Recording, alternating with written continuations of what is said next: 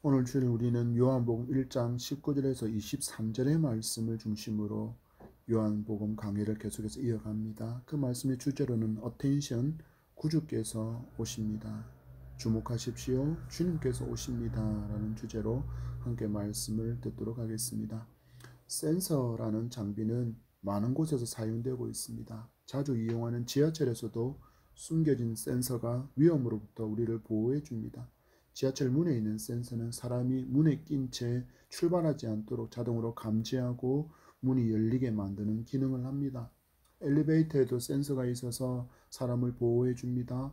자동차에도 앞뒤에 있는 장애물을 감지하고 경고하는 센서가 장착되어 있어서 사고를 예방해 주기도 합니다. 또 집의 담장에도 센서가 장착되어서 밤 손님이 침입하는 것을 사전에 막아주기도 합니다. 그리고 휴전선 철책에도 센서가 장착되어서 북한군의 침입을 미리 탐지해서 국민의 안전을 지켜주기도 합니다. 이처럼 우리의 삶에 아주 밀접하게 장착된 센서도 있지만 위기나 재앙적인 사고를 막기 위한 센서도 있습니다. 우리나라는 화산지대가 없어서 거의 없는 걸로 알고 있지만 화산이 자주 분출하는 나라는 그 화산 인근에 센서를 설치해서 이상 진동이 감지되면 지진과 화산 분출 경고를 올려주기도 합니다. 바다에도 센서가 있습니다. 태풍이나 지진으로 인해서 일정한 높이 이상의 파도가 생기면 풍랑이나 해일 경보를 알려줘서 인근을 지나는 배나 해안가 주민을 미리 안전한 곳으로 대피할 수 있게 만들어줍니다. 이처럼 센서는 안전장치로 많이 이용되고 있습니다. 우리의 신앙에도 이런 센서가 필요한데 그 어떤 것보다도 민감한 센서여야 합니다. 왜냐하면 우리의 적은 눈에 보이지 않고 우리를 죽이려는 마음으로 가득 찬 적이기 때문입니다. 베드로는 베드로전서 5장 8절에서 이 대적을 이렇게 이야기합니다. 근신하라, 깨어라, 너희 대적 마귀가 우는 사자같이 두루다니며 삼킬 자를 찾는다라고 기록하고 있습니다. 이런 적이 있다는 것을 성도는 알아야 근신하고 깨어있는 삶을 살고 또한 자신에게 있는 영적 센서가 잘 작동하고 있는지를 점검하며 살게 됩니다. 질문합니다. 여러분은 영적 센서가 있습니까? 그리고 그 영적 센서는 지금 잘 작동하고 있습니까? 우리는 이 질문 앞에 고민하고 또 대답이 있어야 할 것입니다. 우리는 계속해서 세례 요한의 삶이 가리키는 그곳에 서 계신 예수를 발견하는 이 요한복음을 계속해서 살펴보고 있습니다. 오늘 주신 말씀이 내게 주시는 분명한 의미를 깨닫고 또한 그것을 교훈으로 받아 믿음의 바른 길을 걸어가는 은혜가 충만하기를 축복합니다. 19절의 말씀입니다. 유대인들이 예루살렘에서 제사장들과 레위인들을 요한에게 보내어 내가 누구냐 물을 때에 요한의 증언이 이러하니라. 아멘. 세례 요한의 등장과 함께 일어난 일들 그리고 그의 메시지를 예의주시하던 사람들이 있었다라는 것을 우리는 본문에서 발견하게 됩니다. 바로 유대인들입니다. 기록되어진 이 유대인들은 바로 유대 종교 지도자들을 가리킵니다. 구약성경 마지막인 말라기서 이후에 400여 년 동안 하나님께서 어떤 선지자도 보내지 않으셨고 어떤 말씀도 주시지 않았는데 갑자기 그 족보도 알 수 없는 한 사람이 특이한 모습으로 등장해서는 회개를 외치고 회개의 세례를 베풀고 말씀을 전하고 있습니다. 하나님의 말씀을 전하는 사람 바로 선지자가 등장한 것입니다. 이스라엘은 그리스도와 로마로 이어진 몇백 년 동안 식민 지배를 받으며 얼마나 많은 약탈과 수탈과 겁탈을 당하고 있는지 그 고통을 이루 말할 수 없었습니다. 그들에게 있어서 소망이라고 한다면 하나님께서 약속하신 메시아가 오셔서 이 이방인들 자신들을 억압하고 있는 이 이방인들을 몰아내고 그 옛날 영광스러운 다윗의 왕국과 영화를 회복하는 것이었습니다. 그런데 어느 날부터인가 예루살렘에 이상한 사람에 대한 소문이 퍼지기 시작합니다. 집도 없이 광야에서 살고 약대 털옷을 입고 가죽 허리띠를 띠고 메뚜기와 석청을 먹이면서 요단강가에서 회개를 외치고 회개의 세례를 베푸는데 그 외침이 너무 강력하고 날이 선 것이라 사람들이 웅성거린다는 그런 소문이었습니다. 거기에 더해서 당시 분봉왕으로 있던 헤롯 안디바가 그의 동생의 아내였던 헤로디아를 아내로 맞이한 것을 책망했다는 소식도 듣게 되었습니다. 그러자 사람들이 더 웅성거리기 시작합니다. 그 웅성거림의 소리가 더 커지기 시작합니다. 저 사람이 혹시 하나님께서 우리를 위해서 보내주시겠다고 약속하신 그 메시아가 아닐까? 이 소문이 점점 커져서 이 사람에게로 세례를 받으러 가는 무리가 많아지고 있습니다. 그들 중에는 세리도 있고 군인들로 찾아갑니다. 마가복음 1장 5절은 이 사람들을 이렇게 소개해주고 있습니다. 마가복음 1장 5절의 말씀에 온 유대 지방과 예루살렘 사람이 다 나아가 자기 죄를 자복하고 요단강에서 그에게 세례를 받더라. 아멘. 얼마나 많은 사람이 세례 요한을 특별한 사람으로 여겼던지 기록된 말씀에 보니까 온 유대 지방과 예루살렘 사람이 다 나아가 자기 죄를 자복하고 회개의 세례를 받았다라고 기록하고 있습니다. 지금 시대의 언어로 표현해보면 완전히 인싸가 된 것입니다. 그러자 종교 지도자들이 났습니다. 이 사람 정체가 뭐지? 정말 메시아인가? 아니면 거짓 선지자인가 하며 소속된 최고 권력기관 산헤드린의 공회원으로서의 권한으로 세례 요한을 조사하려고 그들의 수하들, 그들의 부하들을 지금 보냈다라는 것입니다. 그들은 세례 요한에게서 그가 외치는 설교가 어떤 내용인지를 조사하고 세례 요한이 과연 선지자로서의 자격이 있는지와 그를 추종하는 사람들이 많아지고 있기에 그가 세력을 이루어서 자신들에게 반기를 들지 않을까 하는 그런 염려로 세례 요한을 찾아와서 검증하기 시작했다는 것입니다. 유대 종교 지도자 대표로 찾아온 레위인과 제사장들이 세례 요한에게 질문합니다. Who are you? 넌 누구야? 너 정체가 뭐야? 라고 묻습니다. 이 질문에 대해 세례 요한이 증언했다라고 말합니다. 세례 요한은 자신이 누구인지에 대해서 너무나도 분명하게 잘 알고 있었다라는 것을 알려주는 단어가 바로 증언입니다. 유대인들의 최고 권력기관의 대표자들이 와서 묻습니다. 넌 누구냐라고 질문할 때 세례 요한은 이렇게 이야기합니다. 내가 이제부터 너희들이 정말 만나야 될 그분에 대해서 알려주겠다라고 말하는 것이 바로 증언이라는 이 단어 속에 있는 의미입니다. 세례 요한의 삶은 이처럼 오직 예수를 가리키는 삶을 살았다라는 것을 우리에게 보여주는 단어가 증언이라는 단어 속에 있습니다. 성도의 삶 또한 이러해야 합니다. 우리의 삶이 가리키는 방향의 끝에는 오직 예수 그리스도만이 있어야 한다는 것입니다. 우리 스스로에게 말씀 앞에 질문해 보십시오. 여러분의 삶의 방향은 누구를 향하고 있습니까? 그 방향은 십자가를 향하고 있습니까? 아니면 그 반대편에 있는 세상을 향하고 있습니까? 오직 그리스도만을 가리킬 수 있기를 축복합니다. 왜냐하면 이 삶이 증인의 삶이기 때문입니다. 왜냐하면 이 삶이 제자의 삶이기 때문입니다. 20절의 말씀입니다. 요한이 드러내어 말하고 숨기지 아니하니 드러내어 하는만이 나는 그리스도가 아니라 한데 아멘. 세례 요한은 지금 이 유대 종교 지도자들의 수하들이 찾아와서 내가 누구냐, Who are you? 라고 묻는 그 질문의 의도를 너무나도 잘 알고 있었습니다. 세례 요한의 외침을 잠시 살펴보겠습니다. 마태복음 3장 7절의 말씀에 요한이 많은 바리새인들과 사두개인들이 세례 베푸는 대로 오는 것을 보고 이르되 독사의 자식들아 누가 너희를 가르쳐 임박한 진노를 피하라 하더냐. 아멘. 종교 지도자라고 어깨에 힘주고 다녔던 두 종파의 사람이 등장합니다. 우리만 바른 신앙인이라고 외쳤던 바리새파 사람들과 또한 권력의 중심에 서서 대제사장을 배출하는 사두개파 사람들이 자기에게 오는데 그들을 보고 외치는 외침이 무엇입니까? 독사의 자식들아라고 외치고 있습니다. 성경에서 독사는 사탄을 상징하는 동물로 표현됩니다. 악인과 메시아를 적대하는 자를 의미하고 있습니다. 그런데 이 표현을 종교 지도자 권력의 중심에 있는 사람들에게 날리고 있는 것입니다.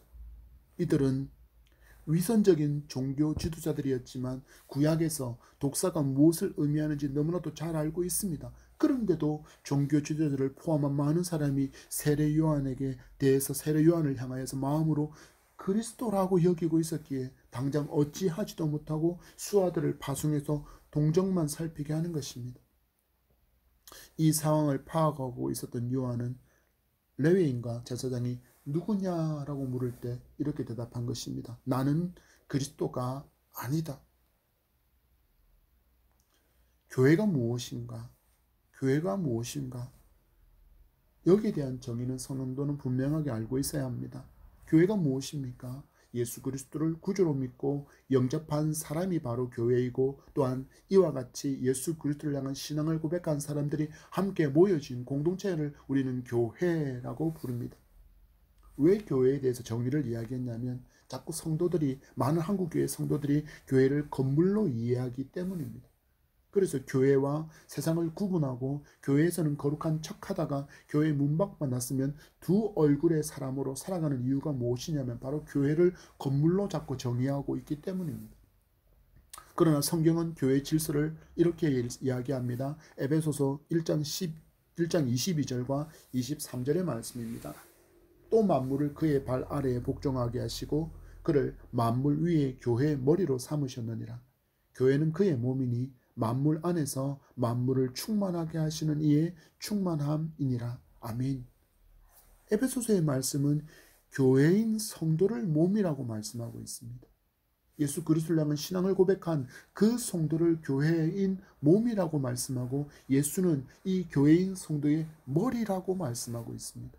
그래서 성도는 언제나 주님과 동행하고 있고 주님의 보호 아래 있다라는 것입니다. 왜입니까? 우리가 교회가 되었고 우리의 머리는 예수 그리스도이기 때문입니다. 여러분, 머리와 몸이 분리되면 그게 어떤 상태입니까? 죽은 상태이지 않습니까? 그런데 우리는 머리이신 예수 그리스도께 달려있는 몸이기에 우리는 그분과 떨어져서 살아갈 수 없다는 것입니다. 그래서 우리는 어디에 있든지 누구 앞에 있든지 어느 장소에 가든지 우리는 교회로서 그리스도의 몸으로서의 삶을 살아야 하는 것입니다. 그래서 성도는 언제나 주님과 동행하고 있고 주님의 보호 아래 있다는 것을 알아야 합니다. 그래야만 절망 가운데 거하지 않습니다. 어떤 상황과 어떤 형편 가운데 있더라도 두려움을 넉넉히 이기며 살아갈 수 있습니다. 왜냐하면 내 머리는 주인이시기 때문에, 내 머리는 예수 그리스도이시기 때문에. 그래서 성도는 어디에 있든지 이 진리를 붙들고 살아갈 때 성도는 임마누엘의 삶을 살고 코람드의 삶을 살게 되어서 삶으로 그리스도를 드러내고 삶이 예수의 향기가 되고 편지가 되는 것입니다. 세례 요한의 삶이 이것을 증거하고 증명해 주고 있습니다. 그래서 성도는 내가 누구인지를 잘 알아야 합니다. 그리고 나의 주인이 누구인지를 인정해야 합니다. 자꾸 내가 주인이라고 우기니까 삶이 더 힘겨워지고 삶이 더 무거워지는 것입니다. 나의 주인이 말씀하셨습니다. 수고하고 무거운 짐을 내게 맡기라고 말씀하셨는데, 그런데 사람들은 자꾸 자기가 주인인 줄 알고 자기가 그 짐을 지고 가려고 하니까 한순간에 그 짐의 무게에 눌려서, 인생의 무게에 눌려서 무너지고 주저앉게 되는 것입니다. 말씀에 순종하면 지혜로운 삶을 살게 되어지고, 말씀에 불순종하면 결국 미련한 인생을 살게 될 수밖에 없습니다. 왜냐하면 진리이신 말씀이 정하신 길이기 때문입니다. 말씀 따라 순종하며 살아가는 지혜로운 성도로 살아가기를 축복합니다. 세례 요한이 외칩니다. 나는 그리스도가 아니다. 나는 그리스도가 아니다. 우리가 그렇게 기대하고 기다리던 메시아가 분명히 우리 가운데 오셨지만, 메시아는 분명히 우리 가운데 오셨지만 나는 아니다라고 이야기합니다. 400여 년 말라기서 이후에 마태복음이 열리기까지 이 400년의 신구약 중간기 동안에 메시아 대망 사상이 유대인 사회에 널리 퍼져 있었습니다. 그들의 삶이 너무 힘겹고 너무 고통스러운 삶이었기 때문입니다. 우리 우크라이나 전쟁을 보십시오. 하루 이틀이면 그 우크라이나의 수도를 정복해서 전쟁에 승리할 수 있을 것이라 여기며 러시아는 우크라이나를 침공했지만 오늘 날짜를 기준으로 무려 24일간이나 전쟁은 이어지고 있고, 러시아 군인의 피해도 막대하고 우크라이나는 군인들의 피해뿐 아니라 민간인의 피해, 심지어 어린아이, 심지어 임산부까지도 그 미사일과 폭탄에 희생되고 있는 모습을 보고 있습니다.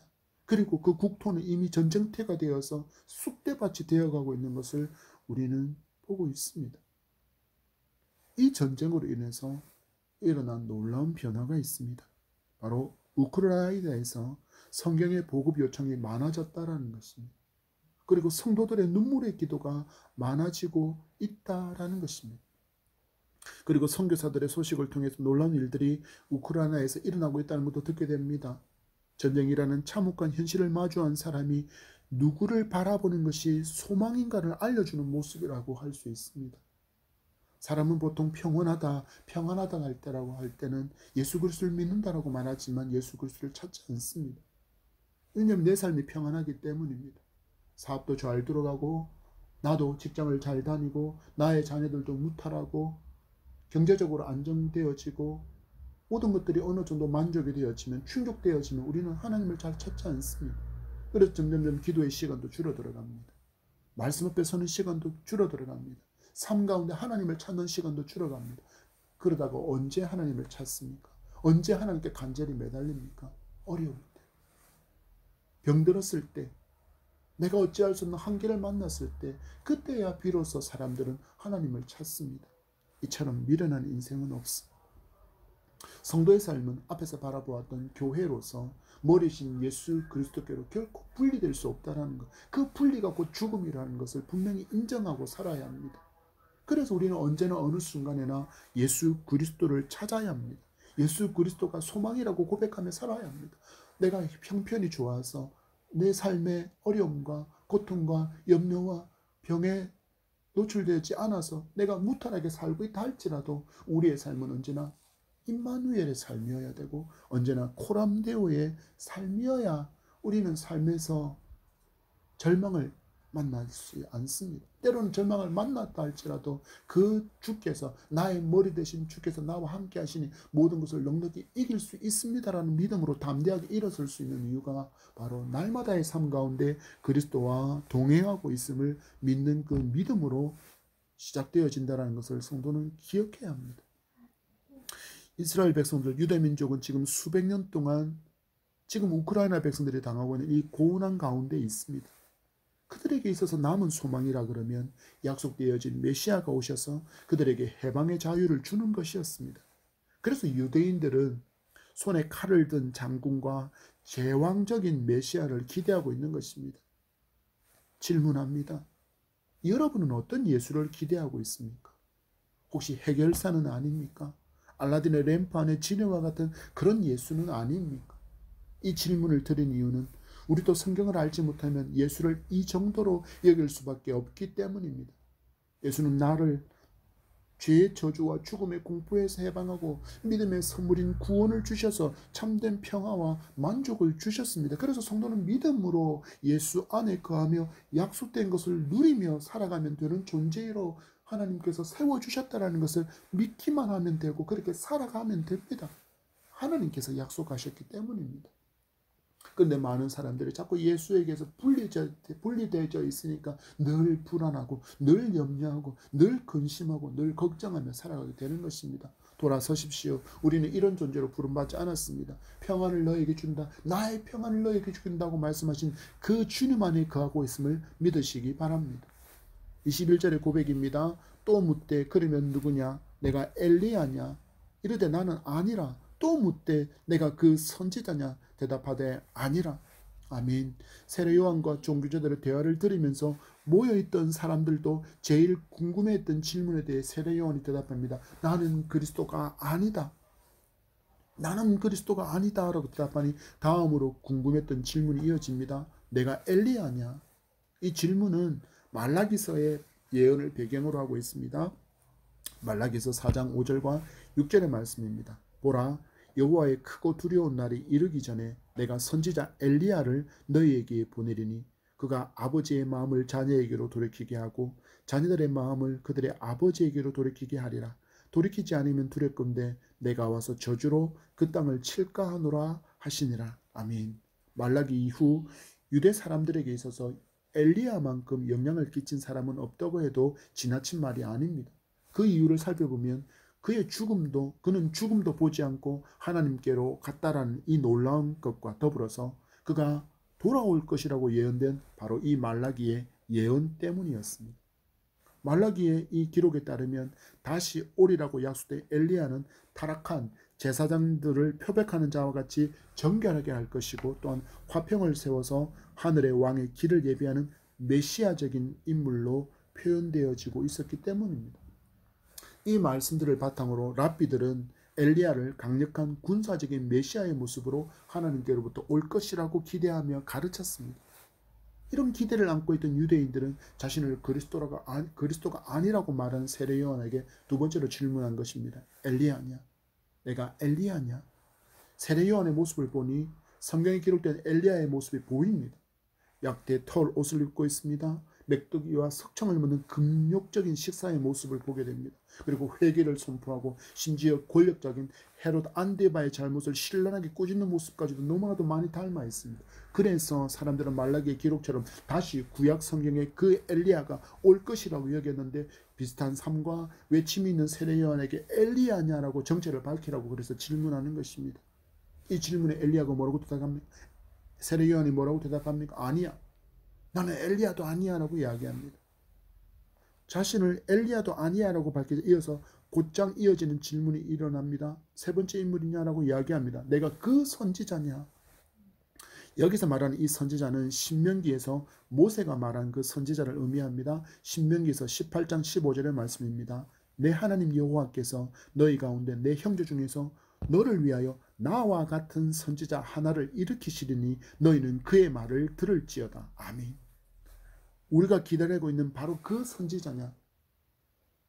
우리를 애굽에서 해방시켜서 하나님의 약속의 땅 가나안으로 이끌어왔던 바로 그 모세가 말한 바로 그 선지자냐라고 지금 세례 요한에게 세 번째 질문을 하고 있는 것입니다. 그랬더니 세례 요한은 또 이야기합니다. 아니야. 아니야. 여러분, 우리는 여기서 주변 사람들, 지금 엘리야 주변에 모여있는 수많은 사람들, 그에게 회개를 받고 회개 세례를 받고 그가 외친 하나님의 말씀을 듣기 위해서 모였던 수많은 사람들과 그리고 유대인 종교 지도자들이 얼마나 실망하고 있는지를 우리는 살펴볼 수 있어야 됩니다. 그들은 지금 요한에게서, 세례 요한에게서 그리스도를 기대했습니다. 약속된 엘리야를 기대했습니다. 그리고 모세가 말했던 그 선지자를 기대했습니다. 그런데 세례 요한은 이야기합니다. 나는 아니야. 그들은 세례 요한에게서 이 세 명 중에 한 사람이어야만 지금 당하고 있는 로마의 억압과 핍박으로부터 해방을 얻을 수 있을 것이라고 기대하고 있었는데 세례 요한은 다 아니다라고 이야기합니다. 한순간에 그들의 기대가 모두 무너져 버린 것입니다. 세례 요한도 종교 지도자들과 대화에 주목하고 있는 백성들의 기대에 찬 눈길과 아니다고 말할 때마다 새어나오는 탄식과 한숨을 지금 바로 옆에서 듣고 있습니다. 그렇지만 세례 요한은 주저하지 않습니다. 원문으로 본절들을 살펴보면 종교 지도자들의 질문에 아주 단호하게 부정의 대답을 하고 있다는 것을 볼 수 있습니다. 나는 아니야. 나는 그리스도도 아니고 나는 엘리야도 아니고 모세가 말한 그 선지자도 아니야.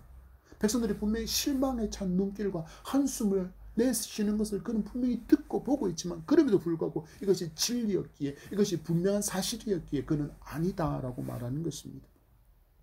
자신들이 준비한 세 개 질문에 어떤 긍정적인 답을 얻지도 못한 종교 지도자들이 질문이 22절에 이렇게 이어집니다. 또 말하되 누구냐? 우리를 보낸 이들에게 대답하게 하라. 너는 내게 대하여 무엇이라 하느냐? 아멘. 내가 메시아도 내가 엘리야도 내가 모세가 말한 그 선지자도 아니면 넌 도대체 누구길래 어떤 자격으로 회개와 회개의 세례를 선포하고 말씀을 선포하고 행하는 것이냐라고 질문하는 것입니다. 그들은 이렇게 표현합니다. 우리를 보낸 권력자들에게 보고할 만한 너의 자격을 말하라고 질문하는 것입니다.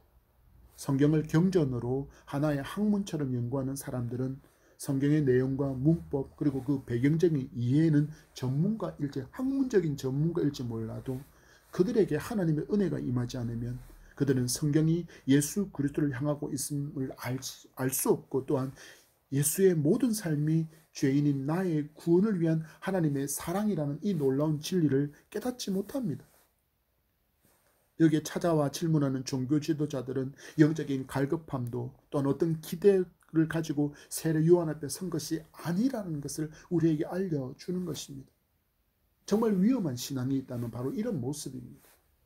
교회는 출석하지만 인격적으로 말씀이신 예수 그리스도를 만나지 못한 사람들의 모습이 이러한 모습인 것입니다. 이러한 모습으로 살다가 그들은 교회에서 실망하거나 마음 상하는 일을 만나게 되면 그 교회를 떠나고 심각한 경우에는 아예 신앙 자체를 떠나게 되는 이유가 바로 여기에 있습니다. 성도는 질문해야 합니다. 나는 왜 지금 이 예배 자리에 와 있는가? 혹시 사람을 만나러 위해서 온 것은 아닌가? 아니면 맡겨진 어떤 일 때문에 여기에 와 있는 것은 아닌가? 라고 질문해야 합니다. 그렇다 그러면 그 이유를 오직 예수로 바꾸어야 합니다. 그렇지 않으면 다른 어느 교회를 가든지 비슷한 상황을 만나면 또 거기를 떠나고 또 도리 신앙인의 모습으로 살아갈 수밖에 없기 때문입니다. 다시 질문합니다. 여러분은 지금 이곳에 오신 이유가 무엇입니까? 오직 예수 때문이기를 축복합니다. 세례 요한은 이 질문이 예수를 주목하게 만들 기회라고 여기고 있습니다. 23절의 말씀을 같이 읽겠습니다. 이르되 나는 선지자 이사야의 말과 같이 주의 길을 곧게 하라고 광야에서 외치는 자의 소리로라 하니라. 아멘. 세례 요한은 말라기의 예언에 대해서 잘못된 해석을 가진 사람들에게 자신의 사역과 정체에 대해서 바른 인식을 심어주려고 이사야의 말씀을 인용하고 있습니다. 이사야에서 40장 3절의 말씀에 외치는 자의 소리여 이르되 너희는 광야에서 여호와의 길을 예비하라. 사막에서 우리 하나님의 대로를 평탄하게 하라. 아멘. 세례 요한은 자신을 주의 길을 곧게 하라고 광야에서 외치는 자의 소리로 보냄을 받은 사람이라고 그렇게 말합니다. 너희가 나에게 질문했던 그 메시아, 그 선지자는 내가 아니다. 내가 외치는 그 소리의 끝에 계신 바로 그분이, 그리고 내 손이 가리키는 그곳에 서 계신 바로 그분이 너희들이 기대하는 그 바로 메시아다라고 지금 그렇게 선포하여 나가고 있는 것입니다. 예수께서 공생애와 사역을 시작하시기 전에 예수의 길을 예비한 구약의 마지막 선지자로 세례 요한을 부르는 이유가 바로 여기에 있습니다. 오실 메시아, 구약은 오실 메시아를 선포하고 있기 때문입니다. 세례 요한 또한 마지막 구약의 선지자로서 오실 예수 그리스도를 그의 손끝으로 가리키고 있다라는 것입니다. 성도의 삶 또한 마찬가지입니다. 구약의 선지자가 오실 구원자 예수 그리스도를 외치는 삶이 그의 소명이었다면 신약시대를 살아가는 성도에게도 같은 사명이 있습니다. 바로 다시 심판의 왕으로 오실 예수를 외치는 삶입니다. 나는 죽고 오직 주만 드러나게 하는 그 삶으로 우리의 목소리의 끝자락에 우리의 손이 가리키는 그곳에 예수와 예수의 십자가만이 있는 삶이 지금 이 시대를 살아가는 성도의 사명이기 때문입니다. 이 예수를 삶으로 더 잘 드러내며 살아가도록 하나님은 우리에게 갖가지 달란트를 주시고 여러분을 지금 서 있는 그곳으로 파송하신 것입니다. 우리는 언제 우리 신랑이신 예수께서 오신다는 외침을 듣게 될지 아무도 모릅니다. 그날에 온 우주에 울려 퍼질 그 천군천사의 나팔 소리를 듣게 되는 순간 예수 밖에 있는 사람들은 다 멸망해서 지옥에 가게 될 것입니다. 그래서 성도는 때를 얻든지 못 얻든지 예수가 드러나는 삶, 광야에서 다시 오실 예수를 외치는 소리의 삶을 살아야 합니다. 이것만큼 큰 사랑이 없기 때문입니다. 자녀가 부모에게 줄 수 있는 가장 큰 사랑은 예수를 모르는 부모에게 예수 복음을 전하는 것입니다. 부모가 자녀에게 자녀에게 줄 수 있는 가장 큰 사랑 역시 예수 복음을 듣게 하는 것입니다. 사랑하는 연인이 있습니까? 친구가 있습니까? 오랜 이웃이 있습니까? 사랑한다면 그들에게도 광야에 외치는 소리, 예수 구원의 복음을 외치는 담대한 믿음의 성도가 되기를 축복합니다. 말씀을 맺습니다. 하나님의 꿈은 택한 당신의 백성이 예수 그리스도를 구주로 믿고 하나님의 품으로 돌아오는 것입니다. 이 꿈을 이루기 위해서 하나님은 먼저 우리를 성도로 부르셨습니다. 그리고 이 꿈을 잘 이루도록 하시려고 우리에게 놀라운 은혜를 베푸시고 능력도 부어주셨습니다. 우리의 영의 센서가 고장나지는 않았는지 또한 점검해야 할 것이며, 만약에 그 센서가 더러워져 있다 그러면 잘 닦아서 잘 작동할 수 있게 만드는 우리이기를 소망합니다. 이 상태는 말씀과 기도로 분별할 수 있습니다. 우리의 시선을 세상 것에서부터 이제는 십자가로 끌어올리기를 소망합니다. 그래야 내가 이 땅에 존재하는 목적도 모르고 엉뚱한데 힘과 정력을 쏟다가 하늘 상급은 하나도 쌓지도 못한 채 미련하고 어리석은 삶을 살지 않게 되기 때문입니다. 또 한 주간의 삶을 허락하시는 이유도 마찬가지입니다. 오늘 하루의 호흡을 주신 이유도 마찬가지입니다. 살아도 주를 위해, 죽어도 주를 위해 사나 죽거나 내 몸에서 주님만이 존귀케 되기를 원했던 사도 바울처럼 그렇게 복음 외치는 삶을 살도록 하나님께서 우리를 이렇게 살게 하셨다라는 것을 기억하는 여러분 되기를 축복합니다. 천군 천사 나팔 소리와 신랑이 오신다는 큰 음성이 온 우주에 울려 퍼질 바로 그날에, 주님 앞에 서는 그날에 부끄럽지 않도록 하늘 상급에 큰 관심을 두고 또 한 주간 또 주어진 믿음의 경주를 힘차게 달려가는 우리가 되기를 축복합니다.